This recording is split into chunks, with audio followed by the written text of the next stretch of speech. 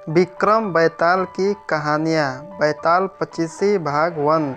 बहुत पुरानी बात है। धारा नगरी में गंधर्व सेन नाम का एक राजा राज्य करता था। उसके 4 रानियाँ थीं और 6 लड़के थे जो सबके सब बड़े ही चतुर और बलवान थे। संयोग से एक दिन राजा की मृत्यु हो गई और उनकी जगह उनका बड़ा बेटा शंख गद्दी पर बैठा। उसने कुछ दिन राज किया, लेकिन छोटे भाई विक्रम ने उसे मार डाला और स्वयं राजा बन बैठा। उसका राज्य दिनों दिन बढ़ता गया और वह सारे जम्बूद्वीप का राजा बन बैठा। एक दिन उसके मन में आया कि उसे घूमकर सैर करनी चाहिए और जिन देशों के नाम उसने सुने हैं उन्हें देखना चाहिए। सो वह गद्दी अपने छोटे भाई भृतहरि को सौंपकर जोगी बनकर राज्य से निकल पड़ा।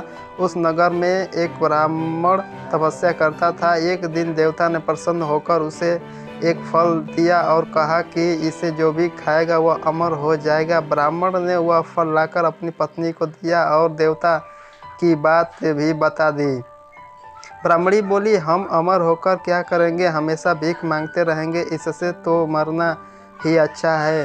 तुम इस फल को लेकर जाकर राजा को दे आओ और बदले में कुछ धन ले आओ। यह सुनकर ब्राह्मण फल लेकर राजा भृतहरि के पास गया और सारा हाल कह सुनाया। भृतहरि ने फल लेकर ले लिया और ब्राह्मण को 1 लाख रुपये देकर विदा कर दिया। भृतहरि अपनी एक रानी को बहुत चाहता था। उसने महल में जाकर वह फल उसी को दे दिया। रानी की मृत्यु शहर कोतवाल से थी। उसने वह फल कोतवाल को दे दिया। कोतवाल एक वेश्या के पास जाया करता था। वह उस फल को उस वेश्या को दे आया। वेश्या ने सोचा कि यह फल तो राजा को खाना चाहिए। वह उसे लेकर राजा भृतहरि के पास गई और उसे दे दिया।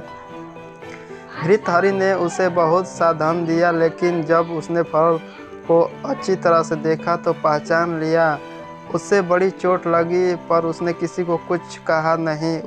उसने महल में जाकर रानी से पूछा कि तुमने उस फल का क्या किया।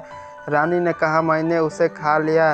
राजा ने वह फल निकालकर दिखा दिया। रानी घबरा गई और उसने सारी बात सच सच कह दी। भृतहरि ने पता लगाया तो उसे पूरी बात ठीक ठीक मालूम हो गई। वह बहुत दुखी हुआ। उसने सोचा, यह दुनिया माया जाल है, इसमें अपना कोई नहीं। वह फल लेकर बाहर आया और उसे धुलवाकर स्वयं खा लिया। फिर राजपाट छोड़ योगी का भेष बना जंगल में तपस्या करने चला गया। भृतहरि ने जंगल में चले जाने से विक्रम की गद्दी सुनी हो गई।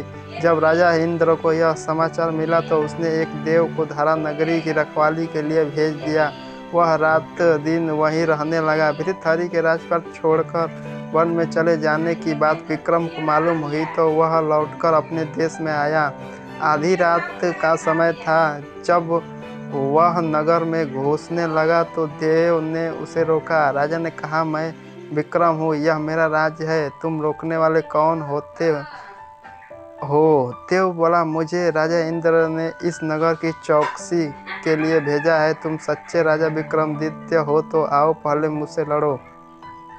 दोनों में लड़ाई हुई। राजा ने जरा सी देर में देव को पछाड़ दिया। तब देव बोला, हे राजन, तुमने मुझे हरा दिया, मैं तुम्हें जीवन दान देता हूँ। इसके बाद देव ने कहा, राजन, एक नगर और एक नक्षत्र में तुम 3 आदमी पैदा हुए थे। तुमने राजा के घर में जन्म लिया, दूसरे ने तेली के और तीसरे कुम्हार के। तुम यहाँ का राज करते हो। तेली पाताल का राज करता था। कुम्हार ने जोग साधकर तेली को मारकर शमशान में 50 बना सीरस के पेड़ से लटका दिया है। अब वह तुमने मारने की फिराक में है, उससे सावधान रहना। इतना कहकर देव चला गया और राजा महल में आ गया। राजा को वापस आया देख सबको बड़ी खुशी हुई। नगर में आनंद मनाया गया। राजा फिर राज करने लगा। एक दिन की बात है कि शक्तिशाली नाम का एक योगी राजा के पास दरबार में आया और उसे एक फल देकर चला गया। राजा को आशंका हुई कि देव ने जिस आदमी को बताया था कहीं यह वही तो नहीं है। यह सोच उसने फल नहीं खाया। भंडारी को दे दिया। जोगी आता और राजा को एक फल दे जाता। संजोग से एक दिन राजा अपना अस्तबल देखने गया था। योगी वहीं पहुंचा और फल राजा के हाथ में दे दिया। राजा ने उसे उछाला तो वह हाथ से छूटकर धरती पर गिर पड़ा। उसी समय एक बंदर ने झपटकर उसे उठा लिया और तोड़ डाला। उसमें से एक लाल निकला जिसकी चमक में सबकी आंखें चौंधिया गई। राजा को बड़ा अचरज हुआ। उसने जोगी से पूछा, आप यह लाल मुझे रोज क्यों दे जाते हैं? योगी ने जवाब दिया, महाराज, राजा, गुरु, ज्योतिष, वैद्य और बेटी, इनके घर कभी खाली हाथ नहीं जाना चाहिए। राजा ने भंडारी को बुलाकर पीछे के सब फल मंगवाए। तुड़वाने पर सबने से एक एक लाल निकला। इतने लाल देखकर राजा को बड़ा हर्ष हुआ। उसने जौहरी को बुलाकर उसका मूल्य पूछा। जौहरी बोला, महाराज, ये लाल इतने कीमती है कि इनका मूल करोड़ों रुपये से भी नहीं आंका जा सकता। एक लाल एक एक राज्य के बराबर है। यह सुनकर राजा जोगी का हाथ पकड़कर गद्दी पर ले गया। बोला, योगी राज, आप सुनी हुई बुरी बातें दूसरों के सामने नहीं कही जाती। राजा उसे अकेले में ले गया। वहाँ जाकर जोगी कहा, महाराज, बात यह है कि गोदावरी नदी के किनारे मसान में मैं एक मंत्र सिद्ध कर रहा हूँ। उससे सिद्ध हो जाने पर मेरा मनोरथ पूरा हो जाएगा। तुम एक रात मेरे पास रहोगे तो मेरा मंत्र सिद्ध हो जाएगा। एक दिन रात को हथियार बांधकर तुम अकेले मेरे पास आ जाना। राजा ने कहा, अच्छी बात है। इनके उपरांत जोगी दिन और समय बताकर अपने मठ में चला गया। वह दिन आने पर राजा अकेला वहां पहुंचा। जोगी ने उसे अपने पास बिठाया लिया। थोड़ी देर बैठकर राजा ने पूछा, महाराज, मेरे लिए क्या आज्ञा है? जोगी ने कहा, राजन, यहाँ से दक्षिण दिशा में 2 कोस की दूरी पर मसान में एक सीरस के पेड़ पर एक मुर्दा लटका है। उसे मेरे पास ले आओ, तब तक मैं यहाँ पूजा करता हूँ। यह सुनकर राजा वहाँ से चल दिया। वहीं भयंकर रात थी। चारों ओर अंधेरा फैला था। पानी बरस रहा था। भूत प्रेत शोर मचा रहे थे। सांप आकर पैरों में लिपटते थे, लेकिन राजा हिम्मत से आगे बढ़ता गया।